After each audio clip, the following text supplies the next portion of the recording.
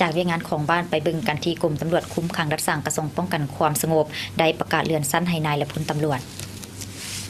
ตำรวจคุ้มขังรักษากระทรวงป้องกันความสงบประกาศเลื่อนสั้นให้นายและพลตำรวจในวันที่27พฤศจิกายน2014ที่กรมตำรวจคุ้มขังรักษากระทรวงป้องกันความสงบ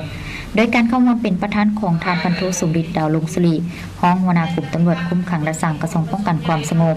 มีคณะภาคคณะกรมหัวหน้าแผนกห้องแผนกหัวหน้าค่ายห้องค่ายพนักงานลักแรงและพนักงานนักหกที่ได้รับการเลื่อนสั้นเข้าร่วม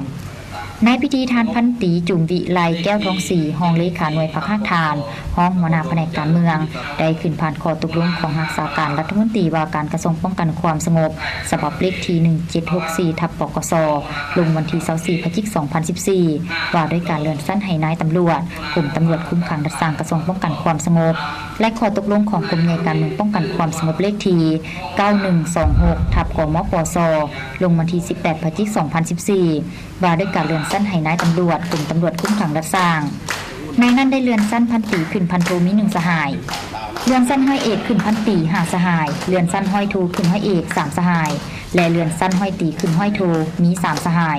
ให้เกียรติประดับสั้นโดยทานพันโทสุริตดาวลงศิริห้องหัวหน้ากลุ่มตำรวจคุ้มขังรักษากระทรวงป้องกันความสงบทั้งนี้ก็เพื่อเป็นการปรับปรุงกำลังป้องกันความสงบให้มีความหนักแน่นเข้มแข็งเสริมขยายทัดแท้มูลเสื้อปฏิบัติและให้สำเร็จหน้าที่ที่ภาครัฐและประชาชนบรรดาเผ่ามอบหมายให้